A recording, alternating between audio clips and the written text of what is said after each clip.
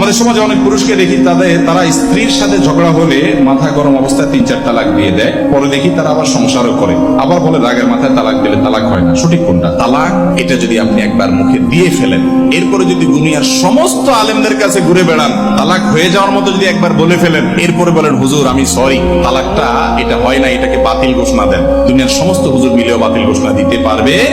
তালাকটা এরকম। করজোড় করে বলি আপনাদের, আল্লাহর ওয়াস্তে স্বামী স্ত্রী ঝগড়া হোক, গন্ডগোল হোক, পারলে 2টা ধাক্কা দেন, অন্য আর 2-4টা কিছু করেন, সীমা লঙ্ঘন করেন না, জুলুম করেন না। মানে রাগের মুহূর্তে একটা ধাক্কা দেন, অন্য একটা বকা দেন, বৈধ বকা দেন, খবরদার তালাকের কথা বলিয়েন না। এটা যদি আপনি বলে ফেলেন, ঠেকানোর কোনো ক্ষমতা নেই, হয়ে যাবে। এটা রাগের মাথায় মানুষ তালাক দেয়, ঠিক আছে, কিন্তু এইভাবে না।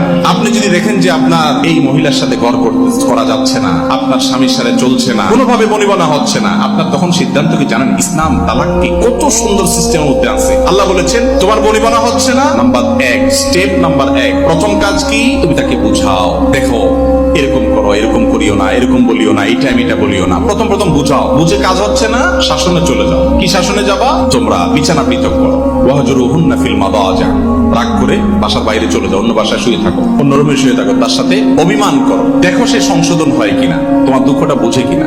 তাতেও যদি কাজ না হয়, তাহলে ফাবাসু হাকামান মিন আহলিহি ওয়া হাকামান মিন আহলিহা, তালাক দেওয়ার আগে স্টেপ নম্বর 3, উভয় পরিবারের মুরব্বীদেরকে জানাও যে মুরব্বীরা আমরা দুজনে বহু চেষ্টা করছি, কোনো সমাধানে আসছি না, আমাদের মধ্যে বনিবনা হচ্ছে না, আপনারা একটু বসেন। তাদেরকে দিয়ে, বুদ্ধিমান মাথাওয়ালা কিছু মুরব্বীকে দিয়ে একটু বসান, বসে মীমাংসা করার চেষ্টা করেন। তাতে যদি হয় আলহামদুলিল্লাহ, তাতেও যদি না হয় স্টেপ নাম্বার 4 নম্বর স্টেপে গিয়ে যদি মনে হয় না তালাক ছাড়ার উপায় নাই, এভাবে থাকতে গেলে অশান্তি বাড়তে বাড়তে খুনাখুনি হতে পারে, বিপদ হতে পারে, তাহলে এবার একজন দক্ষ আলেমের কাছে যান, একজন দক্ষ মুফতির কাছে যান, দারুল ইফতায় যান, একজন ভালো বিশেষজ্ঞর কাছে যান, যে বলেন ভাই এই হলো অবস্থা, আমি এখন তালাক ছাড়ার বিকল্প নাই, সিদ্ধান্ত নিয়েছি তালাক দিতে হবে। মুরব্বীরাও বলছেন ঠিক আছে, আলাদা হওয়া ভালো, কিভাবে দেবো আপনি বলেন। এবার উনি বলবেন এইভাবে দেন, এই ভাষায় দেন, ওই ভাষায় ওই পদ্ধতিতে দিবেন।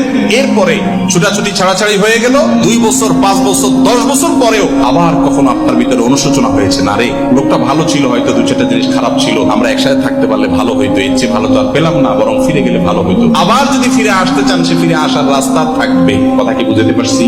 আর নিজের মন মতো যদি দেন, এমন ভাবে তালাক দিবেন, এরপরে কিছু কিছু এলাকা আছে তালাকের পরে হুজুর ধরে নিয়ে আসে, হুজুর তওবা পড়ায় দেন। দুনিয়ার সব হুজুর মিলায় তালাক পড়াইলে তওবা জোড়া লাগবে? একজনকে খুন করে ফেলছে, খুনিরে যদি তওবা পড়ায় একেবারে ওরে ফেরেশতা বানায় ফেলায়, ওই মরা লোকটা জিন্দা হবে কোনোদিন? তালাকটা এরকম খুব ডেঞ্জারাস একটা বিষয়। এটা আল্লাহর ওয়াস্তে কথায় কথায় বলবেন না। কথায় কথায় তালাক বলে ছোট লোকে, সেটা ছেলে হোক আর মেয়ে হোক, পাত্র হোক আর পাত্রী হোক। আল্লাহ আমাদেরকে বাঁচার তৌফিক দান করুন।